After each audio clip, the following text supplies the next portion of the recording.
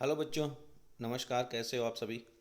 Board परीक्षा के लिए एक और बड़ा महत्वपूर्ण प्रश्न है। काफ़ी सारे बच्चों ने पूछा है कि सर ये जो हमारा किरण प्रकाशिकी का चैप्टर है जिसमें से एक 1.5 नंबर का प्रश्न आएगा, उसमें से आपको क्या लगता है कि कौन कौन से न्यूमेरिकल पूछे जा सकते हैं। तो उसमें से मैंने एक बहुत महत्वपूर्ण प्रश्न को यहाँ पर सेलेक्ट करने का प्रयास किया। चलो इसको सॉल्व करते हैं। बाकी जब भी मुझे कोई नया प्रश्न समझ में आएगा कि ये इंपॉर्टेंट बन सकता है तो उसका भी वीडियो मैं आप लोगों के लिए लेकर के आ जाऊँगा। एक छोटे दूरबीन के अभिदृश्यक और नेत्रिका यानी अभिनेत्र की फोकस दूरियां 192 सेंटीमीटर और 8 सेंटीमीटर है। दूरदर्शी जो होता है, दूरबीन का मतलब दूरदर्शी, और दो लेंस यहाँ पे काम में लिए गए हैं, इसका मतलब ये अपवर्ती दूरदर्शी है। अपवर्ती दूरदर्शी में जो वस्तु की तरफ का लेंस होता है वो बड़ी फोकस दूरी का होता है, और जो आंख की तरफ का नेत्रिका होता है वो छोटी फोकस दूरी का होता है। तो ये हमें 192 सेंटीमीटर और ये 8 सेंटीमीटर हमें दे रखी है। इसकी आवर्धन क्षमता कितनी होगी, एक प्रश्न तो ये है। इसकी आवर्धन क्षमता कितनी होगी तथा दोनों लेंसों के बीच की दूरी ज्ञात करो। ये जो दोनों लेंस हैं इनके बीच की दूरी ज्ञात करो। ये दो प्रश्न हमारे सामने हैं। चलिए, आवर्धन क्षमता की वैल्यू और ये सब निकालने से पहले हम इनको इनके मात्रक के आगे, संकेतांक के आगे लिख लेते हैं। ये फोकस की तरफ है यानी अभिदृश्यक लेंस की फोकस दूरी है, तो F O is equals to 192 and F E is equals to 8 centimetre.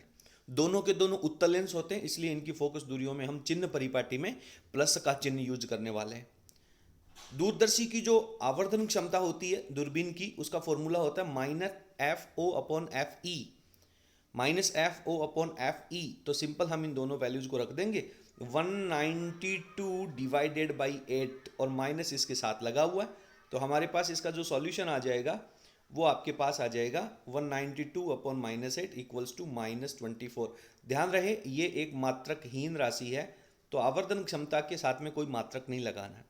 -24 इसकी आवर्धन क्षमता आ जाती है।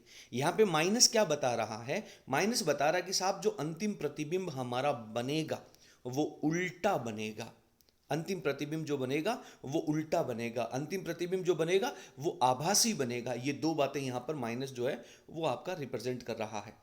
उसके बाद में कह रहा है दोनों लेंसों के बीच की फोकस लंबाई कितनी होगी। तो साहब दोनों लेंसों की लंबाई का, अगर अपन दूरबीन की लंबाई का मान निकालना चाहें तो इसका फॉर्मूला होता है sir F O plus F E. F O plus F E, तो ये दोनों जो वैल्यूज हैं उन दोनों को हम क्या कर देंगे, प्लस कर देंगे। तो आपके पास इसका जो मान है वो 200 सेंटीमीटर आ जाएगा। बहुत आसान प्रश्न है और मेरे हिसाब से इस चैप्टर का सबसे महत्वपूर्ण प्रश्न है।